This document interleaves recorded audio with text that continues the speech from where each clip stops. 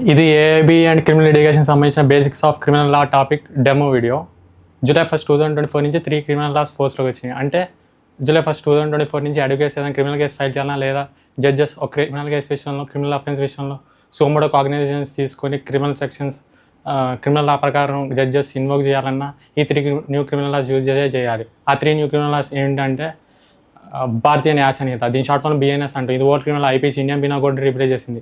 BNSS దీని expanded form ఏంటంటే భారతీయ నాగరిక సురక్షా సంహిత, ఇది ఓల్డ్ క్రిమినల్ లా సిఆర్పిసి క్రిమినల్ ప్రొసీజర్ కోడ్ని రీప్లేస్ చేసింది. భారతీయ సాక్ష్య అధినియమం, దీని షార్ట్ ఫామ్ బిఎస్సీ అంటాం, ఇది old criminal law Indian evidence act ఐఏని రీప్లేస్ చేసింది. July 1st, 2024 ముందు అడ్వకేట్స్ కానీ జడ్జెస్ కానీ ఒక క్రిమినల్ అఫెన్స్ పైన యాక్షన్ తీసుకోవాలంటే old criminal laws IPC, CrPC, ఐఏని యూజ్ చేసేవారు. కానీ July 1st, 2024 నుంచి 3 న్యూ క్రిమినల్ లాస్ ఫోర్స్లోకి వచ్చింది కాబట్టి ఈ 3 న్యూ క్రిమినల్ లాస్ యూజ్ చేస్తే జడ్జెస్ కానీ అడ్వకేట్స్ కానీ యాక్షన్ తీసుకుంటారు క్రిమినల్ అఫెన్సెస్ పైన. ఇవే క్రిమినల్ లాస్ కాదు, వేరే అదర్ ఇండియన్ క్రిమినల్ లాస్ కూడా ఉన్నాయి. అవి కోర్ట్స్ అండర్ అదర్ లాస్ కింద వస్తాయి, అవి హైకోర్టు కిందగా ఉంటాయి. అవి ఏంటి అంటే ప్రివెన్షన్, దీని గురించి ఒక 10 minutes తర్వాత కూడా ఇదే వీడియోలో ఎక్స్ప్లెనేషన్ ఇస్తాను. అవేంటి అంటే prevention of money laundering act, దీని షార్ట్ ఫామ్లో పిఎంఎల్ఏ అంటాం. వాపా దీని ఎక్స్పాండెడ్ ఫామ్ ఏంటంటే unlawful activities prevention act. State లెవెల్లో క్రిమినల్ యాక్ట్స్ ఏమంటే Maharashtra organised crime, Maharashtra control of organised crime act, Disha act. Disha act అంతగా కన్సిడర్ చేయదు, నెగ్లెక్ట్ చేసేయండి. Prevention of children from sexual offences act etcetera అనమాట. దీన్ని షార్ట్ ఫామ్లో పాక్స్ యాక్ట్ అని కూడా అంటాం.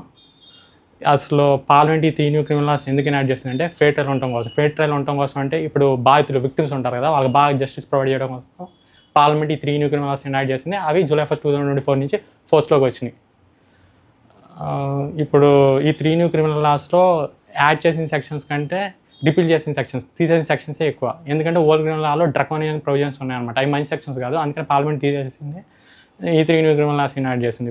3 న్యూ క్రిమినల్ లాస్ ఇందా చెప్పాను కదా, బిఎన్ఎస్ఎస్, బిఎస్సీ. ఇప్పుడు ఈ క్రిమినల్ లా ఉంది కదా, ఈ క్రిమినల్ లా అనే కాన్సెప్ట్ ఇండియన్ కంట్రీలో కానీ ఫారిన్ కంట్రీలో కానీ అసలు ఏ లీగల్ మ్యాగజిమ్ నుంచి ఏ కంట్రీ అయినా ఈ క్రిమినల్ లాని మీనింగ్ని ఎలా డెరైవ్ చేసుకుంటుంది అంటే యాక్టర్స్ నాన్ ఫేస్ టైమ్ నిస్మిన్ సిట్రియా, ఈ లీగల్ మ్యాగజిమ్ నుంచి ఏ కంట్రీ అయినా, అది ఇండియన్ కంట్రీ ఫారిన్ కంట్రీ ఎక్కడైనా కానీ ఈ లీగల్ మ్యాగజిమ్ ఈ క్రిమినల్ ఒక మీనింగ్ని ఆ లీగల్ మ్యాగజిమ్ యాక్టర్స్ నాన్ ఫేస్ టైమ్ నిస్మిన్ సిట్రియా అనే లీగల్ మ్యాగజిమ్ నుంచి డెరైవ్ చేసుకుంటుంది అనమాట. ఈ మ్యాగజిమ్ ఒక మీనింగ్ ఇంగ్లీష్లో ఏంటంటే mens rea is compulsory essential need necessary to make an act into an offence. Act అంటే ఇల్లీగల్ యాక్ట్, అఫెన్స్ అంటే క్రిమినల్ అఫెన్స్. ఈ mens rea is compulsory to make an act into an offence court ఏ కేసులో చెప్పిందంటే రెక్స్ వర్సెస్ ప్రిన్స్ కేసులో చెప్పింది. ఈ కేసులో the mens rea is compulsory to make an act into an offence, ఒక యాక్ట్ అంటే ఇల్లీగల్ యాక్ట్, క్రైమ్ అంటే క్రిమినల్ అఫెన్స్. ఒక అర్థం తెలుగులో ఏంటంటే ఒక పర్సన్ ఒక క్రైమ్ కమిట్ చేశాడని ఎప్పుడు చెప్తామంటే ఆ పర్సన్ ఆ ఇల్లీగల్ యాక్ట్, ఇప్పుడు నేను చెప్పాను ఒకటి, ఆ ఇల్లీగల్ యాక్ట్, ఆ ఇల్లీగల్ వర్క్, ఆ ఇల్లీగల్ పనిని, ఆ ఇల్లీగల్ యాక్టివిటీని, ఆ గిల్టీ యాక్ట్ని ఇప్పుడు నేను చెప్పాను ఒకటే. Mens rea wrongful intention, wrongful mind, guilty mind, ఈ రాంగ్ఫుల్ ఆలోచనతో ఆ ఇల్లీగల్ యాక్షన్లో ఇన్వాల్వ్ అయితేనే కోర్టు దాన్ని క్రైమ్గా కన్సిడర్ చేస్తుంది. మీరేం తెలియకుండా మర్చిపోయి రాంగ్ఫుల్ ఆలోచన మెన్స్రియా లేకుండా ఇవన్నీ ఒకటి లేకుండా ఇల్లీగల్ యాక్షన్ ఇన్వాల్వ్ అయ్యారనుకోండి, కోర్టు దాన్ని క్రైమ్గా డిక్లేర్ చేయదు, కోర్టు దాన్ని క్రైమ్ కన్సిడర్ చేయదు. ఈ రెక్స్ వర్సెస్ ప్రిన్స్ కేసుల ప్రకారం, ఈ లీగల్ మ్యాగజైన్ ప్రకారం. కొన్ని కేసెస్లో ఇండియన్ లా ప్రకారం ఇండియన్ కోర్ట్స్ ఓన్లీ ఇల్లీగల్ యాక్షన్లో ఉన్న ఇన్వాల్వ్మెంట్ చూసి దాన్ని క్రైమ్గా కన్సిడర్ చేస్తుంది. అది ఏ కేసెస్లో కోర్టు ఓన్లీ ఇల్లీగల్ యాక్షన్లో ఉన్న ఇన్వాల్వ్మెంట్ని చూసి క్రైమ్గా కన్సిడర్ చేస్తుందంటే వీటిలో మనం మెన్స్ట్రీ యాక్ట్ ఎక్సెప్షన్స్ అని కూడా అంటాం. అవేంటి అంటే దీంట్లో కోర్టు మీరు మెన్స్రియా లేకుండా చేశారా, మర్చిపోయి చేశారా, తెలియకుండా చేశారా అదేం చూడదు. రాంగ్ఫుల్ ఆలోచన, రాంగ్ఫుల్ అదేం పట్టించుకోదు. ఓన్లీ ఇల్లీగల్ యాక్షన్ ఇన్వాల్వ్మెంట్ చూసి కూడా దాన్ని క్రైమ్గా డిక్లేర్ చేస్తుంది, కన్సిడర్ చేస్తుంది. అవేంటి అంటే ఇట్లా మనం మెన్స్ట్రీ యాక్ట్ ఎక్సెప్షన్స్ కూడా అంటాం. Strict liability, absolute liability offence. Strict liability అంటే నో ఫాల్ట్ లయబిలిటీ అఫెన్స్ అని కూడా అంటాం. Economic offence, statutory offences, bigamy offence, customs smuggling, taxation matters, dowry corruption, motor vehicle act cases etcetera, ఇవన్నీ మెన్స్ట్రీ యాక్ట్ ఎక్సెప్షన్స్ అనమాట. ఈ కేసెస్లోనే only court only illegal యాక్షన్లో involvement చూస్తుంది. తెలుగు చేస్తాను మర్చిపోయి mens rea wrongful intention, guilty mind లేదంటే కుదరదు. స్టేజెస్ ఆఫ్ ది క్రైమ్ అనేది 4 స్టేజెస్లో ఉంటుంది. ఫస్ట్ స్టేజ్ అంటే ఇంటెన్షన్ స్టేజ్ అంటాం. Second stage of the crime ఏంటంటే preparation stage. Third stage of the crime ఏంటంటే attempt. Fourth stage of the crime ఏంటంటే కమిషన్ ఆఫ్ ది అఫెన్స్. దీన్నే final stage of the crime అని కూడా అంటాం. ఇప్పుడు ఐపీసీ బిఎన్ఎస్లో మెన్షన్ చేస్తున్న అన్ని క్రిమినల్ అఫెన్సెస్ ఈ 4 స్టేజెస్ ఆఫ్ ది క్రైమ్లో పనిషబుల్ అనమాట. ఫస్ట్ స్టేజ్ ఇంటెన్షన్ స్టేజ్లో, కాకపోతే ఫస్ట్ స్టేజ్ ఇంటెన్షన్ స్టేజ్లో 2 ఎక్సెప్షన్స్ ఉంటాయి. 2 అఫెన్సెస్కి ఎక్సెప్షన్ ఉంటుంది. ఆ 2 అఫెన్సెస్ ఏమిటంటే క్రిమినల్ కాన్స్పిరసీ, డెకాయిడీ. ఈ 2 అఫెన్సెస్కి ఎక్సెప్షన్ ఉంటుంది అనమాట. ఇప్పుడు మర్డర్ ఎగ్జాంపుల్గా తీసుకుంటే ఒక పర్సన్ అతను మర్డర్ చేయాలనుకోండి, ఫస్ట్ అతను మైండ్లో ఆలోచిస్తాడు, దాన్ని ఇంటెన్షన్ స్టేజ్ అంటాం, first stage of the crime అని అంటాం. దాని తర్వాత ప్రిపేర్ అవుతాడు, ప్లాన్ చేసుకుంటాడు, అంటే మనీ గ్యాదర్ చేయటం, మనుషులు గ్యాదర్ చేయటం, ఇల్లీగల్ మెంబర్స్ గ్యాదర్ చేయటం, వెపన్స్ లేదా వెపన్ గ్యాదర్ చేయటం.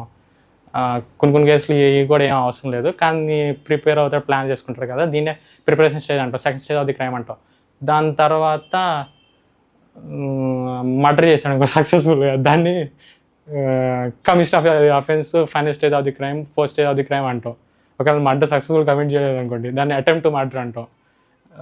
మర్డర్ కమిట్ చేస్తే పనిష్మెంట్ డెత్ పెనాల్టీ, కానీ దాన్ని కల్పబుల్ హోమిసైడ్గా కన్వర్ట్ చేస్తాం అనుకోండి, పనిష్మెంట్ లైఫ్ ఇంప్రిజన్మెంట్ వస్తుంది. ఒక పర్సన్ మర్డర్ కమిట్ చేసినా కానీ, కల్పబుల్ హోమిసైడ్గా కమిట్ చేసినా కానీ, ఎవరైతే ఆ అఫెన్స్ కమిట్ చేస్తాడో ఆ అఫెన్స్ కమిట్ చేయడం వల్ల వేరే పర్సన్ చనిపోతాడు. ఎవరిపైన అయితే కమిట్ చేస్తాడో ఆ పర్సన్ చనిపోతాడు. కానీ మర్డర్ కల్పబుల్ హోమిసైడ్గా కన్వర్ట్ చేస్తే పనిష్మెంట్ అనేది తగ్గుద్ది అనమాట.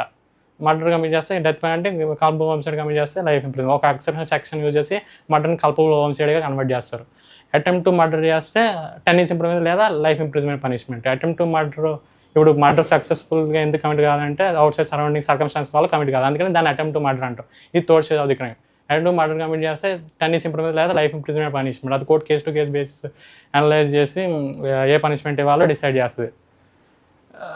ఇప్పుడు అటెంప్ట్ టు మర్డర్ కమిట్ చేసినా కానీ, కల్పబుల్ హోమిసైడ్ కమిట్ చేసినా కానీ, అసలు ఏ ఐపీసీ బిఎన్ఎస్లో ఏ అఫెన్స్ కమిట్ చేసినా కానీ మీ పైన ఏం కేసు లేకుండా కేసు క్లోజ్ చేసేయచ్చు, కేసును కొట్టేయచ్చు. అవి ఏ సెక్షన్స్ యూజ్ చేస్తా అంటే general section 14 to 44 of BNS, section 76 to 106 of ఐపీసీని యూజ్ చేసి కేసును క్లోజ్ కొట్టేయచ్చు అనమాట. ఈ సెక్షన్స్లోనే general defences, general exception theory గురించి మెన్షన్ చేస్తుంటుంది. Old criminal law, new criminal లాలో సేమ్ 30 నెంబర్ ఆఫ్ సెక్షన్స్ ఉంటాయి. అందుకనే ఓల్డ్ క్రిమినల్ లా 106 - 76 చేస్తే 30 వస్తుంది, 44 - 14 చేస్తే 30 వస్తుంది. సేమ్ 30 నెంబర్ ఆఫ్ సెక్షన్స్ ఉంటాయి. ఓడింగ్స్ కాన్సెప్ట్ ఏం చేంజ్ కాల. మ్యాక్సిమం న్యూ క్రిమినల్ లాస్లో ఏం ఓడింగ్ కాన్సెప్ట్ ఏం చేంజ్ కాల, అదే కాన్సెప్ట్ ఉంటుంది అనమాట. ఇప్పుడు ఆన్ గ్రౌండ్ అటెంప్ట్ లేదా కమిషన్ ఆఫ్ ది అఫెన్స్ లేదా ఏ stage of the crime offence commit చేసింది ఒక పర్సన్ అయినప్పటికీ లేదా ఒక గ్రూప్ ఆఫ్ పర్సన్స్ అయినప్పటికీ ఒక ఆర్గనైజేషన్ మొత్తానికి ఇప్పించవచ్చు అనమాట. అదే type of punishment. On ground యాక్చువల్గా ఒకరు కమిట్ చేసినప్పటికీ వీళ్ళందరూ ఒకటే టైప్ ఆఫ్ పనిష్మెంట్ అలా వాళ్ళకి వచ్చింది ఇప్పించవచ్చు అనమాట. అదే సెక్షన్ యూజ్ చేస్తుంటే section 3(5) of BNS, section 34 of ఐపీసీని యూజ్ చేసి ఇప్పించవచ్చు. ఈ సెక్షన్లో దేని గురించి మెన్షన్ చేస్తుంటుంది అంటే కామన్ ఇంటెన్షన్ గురించి మెన్షన్ చేస్తుంటుంది. ఎందుకంటే అందరికీ ఒకటే ఇంటెన్షన్ ఉంటుంది కదా ఆ అఫెన్స్ కమిట్ చేయాలని. ఆన్ గ్రౌండ్ యాక్చువల్గా ఒక గ్రూప్ ఆఫ్ పర్సన్ అతను ఒక పర్సన్ కమిట్ చేసినప్పటికీ ఈ ఆర్గనైజేషన్కి ఇంకా బాగా ఆలోచన ఉంటుంది. కామన్ ఇంటెన్షన్ అంటే ఒకటే ఆలోచన ఉంటుంది, అందుకని ఈ ఆలోచన తప్పు కదా, అందుకని ఒకటే టైప్ ఆఫ్ పనిష్మెంట్ కోర్టు ఇస్తూ ఉంటుంది అనమాట. ఇప్పుడు పనిష్మెంట్స్ అండర్ ఐపీసీ, బిఎన్ఎస్లో 6 types ఆఫ్ పనిష్మెంట్స్ ఉంటాయి, ఐపీసీలో 5 types ఆఫ్ పనిష్మెంట్స్ ఉంటాయి. బిఎన్ఎస్లో ఉన్న పనిష్మెంట్ ఐపీసీలో లేని పనిష్మెంట్ ఏంటంటే కమ్యూనిటీ సర్వీస్. ఇంకోటి బిఎన్ఎస్లో ఫైన్స్ అనేవి ఇంక్రీజ్ చేస్తారు ఐపీసీతో కంపేర్ చేసి చూస్తే, ఓల్డ్ క్రిమినల్ లాతో కంపేర్ చేసి చూస్తే. ఇంకా remaining 4 types of punishments both BNS and ఐపీసీలో ఉన్నవి ఏంటంటే death penalty, life imprisonment simple లేదా rigorous, forfeiture of property. Forfeiture meaning ఏంటంటే సీజింగ్ అని అర్థం. సీలేసి స్టాంప్ కొడుతూ ఉంటారు అదే. Important terms fraudulently, dishonesty, good faith, movable property అనేవి important terms. Jurisdiction of IPC and BNS. IPC BNS ఏ కేసులో అప్లికేబుల్ అంటే ఐపీసీ బిఎన్ఎస్ ఒక జ్యూరిస్డిక్షన్ ఏమిటంటే ఇప్పుడు నేను చెప్పే అన్ని కేసులో బిఎన్ఎస్ కూడా అప్లికేబుల్, కాకపోతే మ్యాక్సిమం టైప్స్ ఐపీసీ అని రిపీట్ చేస్తూ ఉంటాను. అన్ని చెప్పే కేసులో బిఎన్ఎస్ కూడా అప్లికేబుల్, న్యూ క్రిమినల్ లా కూడా అప్లికేబుల్, వాద్య న్యాయ సంహిత కూడా అప్లికేబుల్. ఇప్పుడు ఇండియన్ సిటిజన్ ఇంకంటే క్రైమ్ కమిట్ చేస్తే ఐపీసీ అప్లికేబుల్, ఫారినర్ ఇండియన్ కంట్రీలో క్రైమ్ కమిట్ చేస్తే IPC applicable, illegal immigrant Indian కంట్రీలో క్రైమ్ కమిట్ చేస్తే IPC applicable, Indian citizen foreign కంట్రీలో క్రైమ్ కమిట్ చేస్తే IPC BNS applicable. Indian citizens UPSC examination రాస్తారు, union public service commission examination రాస్తారు. అది రాసిన తర్వాత ర్యాంక్ వస్తే టోటల్ ఇండియన్ సివిల్ సర్వీసెస్లో ఒక సర్వీస్ ఐఎఫ్ఎస్ సర్వీస్ చూస్ చేసుకున్నారు అనుకోండి, ఇండియన్ ఫారిన్ సర్వీస్ని. ఐఎఫ్ఎస్ ఇండియన్ ఫారెస్ట్ సర్వీస్ కాదు, ఇండియన్ ఫారిన్ సర్వీస్. అది చూస్ చేసుకున్న తర్వాత ఇండియన్ గవర్నమెంట్ లెందియెస్ట్ ట్రైనింగ్ ఇస్తుంది. అదే లాంగెస్ట్ ట్రైనింగ్ పీరియడ్ అనమాట. 3 years ట్రైనింగ్ పీరియడ్ ఇస్తుంది ఇండియన్ ఫారిన్ సర్వీస్ ట్రైనీస్కి. ఆ training period compulsory foreign language నేర్చుకుంటారు ఈ ట్రైనీస్. ఫారిన్ కూడా ట్రావెల్ చేస్తుంటారు. దాని తర్వాత ఫారిన్లో పోస్టింగ్ అయిన తర్వాత ఈ వీళ్ళు మనం ఈ ఐఎఫ్ఎస్ ఆఫీసర్స్ని డిప్లొమాట్స్ అంటాం. ఆ డిప్లొమాట్స్ ఫారిన్లో ఏదైనా డేంజరస్ క్రిమినల్ క్రైమ్ కమిట్ చేస్తారనుకోండి, వాళ్ళపైన ఫారిన్లో అప్లికేబుల్ కాదు. ఫారిన్ గవర్నమెంట్ ఆ డిప్లొమాట్స్ పైన ఏం యాక్షన్ తీసుకోలేదు. ఓన్లీ ఇండియన్ గవర్నమెంట్ ఇండియన్ లా ప్రకారం వాళ్ళపైన ఏమైనా అప్రోప్రియేట్ యాక్షన్ తీసుకోగలదు. ఇప్పుడు ఇండియాలో ఉన్న, ఎందుకంటే వాళ్ళ డిప్లొమాటిక్ ఇమ్యూనిటీ ఉంటుంది కాబట్టి ఫారిన్ లా వాళ్ళపైన అప్లికేబుల్ కాదు. ఓన్లీ ఇండియన్ గవర్నమెంట్ ఇండియన్ లా ప్రకారం అప్రోప్రియేట్ యాక్షన్ తీసుకోగలదు. ఇప్పుడు ఇండియాలో ఉన్న షిప్స్ లేదా ఇండియన్ ప్రాపర్టీ పైన, ఇండియన్ షిప్స్ పైన అఫెన్స్ కమిట్ అయితే ఐపీసీ బిఎన్ఎస్ అప్లికేబుల్. ఇండియాలో ఉన్న కంప్యూటర్స్ పైన ఏదైనా అఫెన్స్ కమిట్ అయితే ఐపీసీ బిఎన్ఎస్ అప్లికేబుల్. ఇప్పుడు నేను చెప్పిన అన్ని కేసెస్లో బిఎన్ఎస్ కూడా అప్లికేబుల్. భారతీయ న్యాయ సంహిత న్యూ క్రిమినల్ లా కూడా applicable. Criminal courts and jurisdiction. ఇప్పుడు హైకోర్టు కింద ఉండే కోర్ట్స్ అన్ని క్రిమినల్ కోర్ట్స్ కిందకి వస్తాయి. హైకోర్టు కోర్టు క్రిమినల్ కోర్టు కిందకి వస్తుంది. హైకోర్టు కింద one type of criminal courts ఏముంటాయంటే కోర్ట్స్ అండ్ అదర్ లాస్ ఉంటాయి. ఇందా నేను చెప్పాను కదా, PMLA, UAPA, POCSO, Maharashtra control of organised crime act, Disha act అదేం నెగ్లిజిబుల్ కాదు. Maharashtra control of organised crime act, Disha అది స్టేట్ లెవెల్ ఇన్యాక్ట్ చేసిన క్రిమినల్ యాక్ట్స్ అనమాట. మిగతా అన్ని ఇండియన్ అదర్ క్రిమినల్ లాస్. ఇవి courts and other loss A acts నుంచి పవర్ డెరైవ్ చేసుకుంటాయంటే ఈ పిఎంఎల్ఏ, UAPA, పాక్సో వాటి నుంచి డెరైవ్ చేసుకుంటాయి. ఈ హైకోర్టు కిందే ఇంకో other type of criminal courts సిఆర్పిస్లో మెన్షన్ చేస్తున్నవి ఏమిటంటే కోడ్ ఆఫ్ సెషన్స్ లాగా సేమ్ పవర్స్ ఉండేవి కూడా additional court of sessions subordinate court, assistant court of sessions subordinate court, CJM chief judicial magistrate. CJM లాగా సేమ్ పవర్స్ ఉండే court additional CJM subordinate courts 3 ఉంటాయి. Immediate subordinate court దాని కింద ఉండే court 3 ఉంటాయి. అవి ఏంటంటే special CJM, metropolitan magistrates, assistant CJM. దాని కింద ఉండే కోర్ట్స్, దాని సబార్డినేట్ కోర్ట్స్ ఏంటంటే judicial magistrate first class, subordinate court ఏంటంటే judicial magistrate second class. Judicial magistrate second class maximum అన్ని చేయడం ఉండే పనిష్మెంట్ సెంటెన్స్ని ఇష్యూ చేయగలరు. Judicial magistrate first class maximum 3 years చేయడం సెంటెన్స్ ఉండే పనిష్మెంట్ని ఇష్యూ చేయగలరు. CJM chief judicial magistrate maximum 7 years చేయడం సెంటెన్స్ ఉండే పనిష్మెంట్ని ఇష్యూ చేయగలరు. కోడ్ ఆఫ్ సెషన్స్ ఇండియన్ లా ప్రకారం ఎన్ని సెంటెన్స్ ఇష్యూ చేయగలరు. కాబట్టి డెత్ సెంటెన్స్ ఇష్యూ చేయడానికి కోడ్ ఆఫ్ సెషన్స్కి హైకోర్టు యొక్క పర్మిషన్ కావాలి. హైకోర్టు ఇండియన్ లా ప్రకారం ఎన్ని సెంటెన్స్ ఇష్యూ చేయగలదు, ఇంక్లూడింగ్ డెత్ సెంటెన్స్. ఈ high court supreme court court of record అంటూ ఇంతకుముందు ప్రీవియస్ లాస్ట్ వీడియోస్లో దాని గురించి ఎక్స్ప్లెయిన్ చేసి ఇచ్చాను. ఎందుకు కోర్ట్ ఆఫ్ రికార్డ్స్ అంటాం అంటే అది ఎలక్ట్రానిక్ 2 reasons బట్టి అనమాట. కంటెంప్ట్ పనిష్మెంట్ ఇస్తే electronic records CCTV camera maintain చేసి రికార్డ్ చేస్తారనుకోండి హియరింగ్స్ని, దాన్ని కోర్ట్ ఆఫ్ రికార్డ్ స్టేటస్ ఇస్తాం. ఇండియన్ కంట్రీలో ఈ హైకోర్టుకి supreme court court of record status ఇచ్చాము. ఇప్పుడు ఈ సిఆర్పిసిలో మెన్షన్ చేస్తున్న కోర్ట్స్లో, క్రిమినల్ కోర్ట్స్లో ఒక 3 కోర్ట్స్ న్యూ క్రిమినల్ లా BNS భారతీయ నాగరిక సురక్ష సంహితలో లేవు. ఆ 3 క్రిమినల్ కోర్ట్స్ భారతీయ నాగరిక సంహితలో ఏం లేవంటే కాకపోతే సిఆర్పిసిలో ఉన్నాయి. ఏమి భారతీయ నాగరిక సురక్ష సంహితలో BNSSలో లేవంటే ఇప్పుడు కోడ్ ఆఫ్ సెషన్స్ సబార్డినేట్ కూడా అసిస్టెంట్ కోడ్ ఆఫ్ సెషన్స్ అన్నా కదా. ఈ assistant court of sessions CJM immediate subordinate courts 3 ఉన్నాయని చెప్పాను కదా. ఆ 3 కోర్ట్స్లో 2 కోర్ట్స్ లేవు అనమాట. Metropolitan magistrates, special CJM. ఈ special CJM, metropolitan magistrates, assistant court of sessions ఈ 3 criminal courts new criminal BNS Bharatiya Nagarik Suraksha సంహితలో లేవు, తీసేశారు. ఇంకా సిఆర్పిసిలోనే other type of criminal courts ఏంటి అంటే ఎగ్జిక్యూటివ్ మ్యాజిస్ట్రేట్స్. వీళ్ళు ఎవరంటే DM, SDM ఎగ్జిక్యూటివ్ మ్యాజిస్ట్రేట్స్ అంటాం. వీళ్ళనే మనం IAS ఆఫీసర్స్ అని కూడా అంటాం. వీళ్ళని ఎవరు అపాయింట్ చేస్తారంటే స్టేట్ గవర్నమెంట్ అపాయింట్ చేస్తుంది, హైకోర్టు కాదు. వీళ్ళ మెయిన్ రోల్ ఏంటంటే లా అండ్ ఆర్డర్ మెయింటైన్ చేయడం. అందుకని ఎప్పుడైనా law and order issues arise అయినప్పుడు సెక్షన్ 144 ఆఫ్ సిఆర్పిసి ఇన్వోక్ చేస్తారు. ఎవరు ఇన్వోక్ చేస్తారంటే DM ఇన్వోక్ చేస్తారు, డిస్ట్రిక్ట్ మ్యాజిస్ట్రేట్ ఇన్వోక్ చేస్తారు. ఇలా మన IAS ఆఫీసర్స్ అని కూడా అంటాం. ఈ హైకోర్టు కింద ఉండే కోర్ట్స్ అన్నింటిలో ఉండే జడ్జెస్ని ఎవరు అపాయింట్ చేస్తారంటే హైకోర్టు అపాయింట్ చేస్తుంది, స్టేట్ గవర్నమెంట్ కాదు. కానీ ఎగ్జిక్యూటివ్ మ్యాజిస్ట్రేట్స్ని ఎవరు అపాయింట్ చేస్తారంటే స్టేట్ గవర్నమెంట్ అపాయింట్ చేస్తుంది, హైకోర్టు కాదు.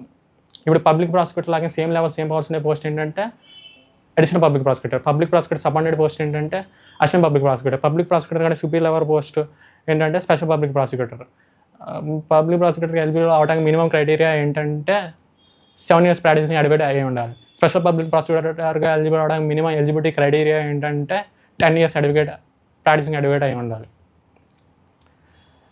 ఇప్పుడు వీళ్ళు public prosecutor, special public prosecutor వాళ్ళందరూ కోడ్ ఆఫ్ సెషన్స్ కోర్టులో, క్రిమినల్ కోర్ట్స్లో ప్రాక్టీస్ చేస్తూ ఉంటారు మ్యాక్సిమం టైమ్స్. ఇప్పుడు కాంపిటేటివ్ ఎగ్జామినేషన్స్ రాసే వాళ్ళు multiple number of tricks practice చేసి రివైజ్ చేసి ఈజీగా క్రాక్ చేస్తూ ఉంటారు. వాటిల్లో వన్ టైప్ ఆఫ్ ట్రిక్ చెప్తాను. ఇప్పుడు English related aspects, general knowledge, current affairs ఎంత చదివినా గుర్తుండవు. ఈ చదివితే గుర్తున్న వాళ్ళు ఓకే, ఎంత చదివినా గుర్తున్న వాళ్ళకి గుర్తుపెట్టుకోవడానికి నా ఇన్స్టాగ్రామ్ లింక్లో యాడ్ చేస్తాను, ప్రొఫైల్ లింక్లో. అది క్లిక్ చేసి డౌన్లోడ్ చేసుకొని నేర్చుకోండి.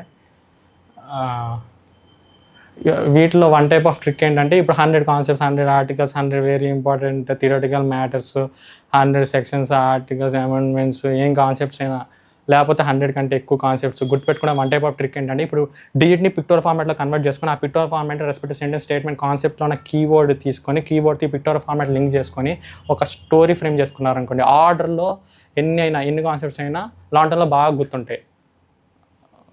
డిజిట్ని పిక్టోరియల్ ఫార్మాట్లో ఎలా కన్వర్ట్ చేస్తామంటే, 1 క్లౌడ్, 2 రేపు, 3 fire, 4 5 6 7 8 bus 9 10 11 11 12 13 14 16 17 18 19 20 bus 20 like 24 24 bus 25 load 24 27 20 fish 20 fish 30 stone 31 road 32 33 35 base 35 card 36 37 is trending 40 stone 40 40 40 45 0 50 wheel 54 55 fans bridge of 57 code 59 59 bus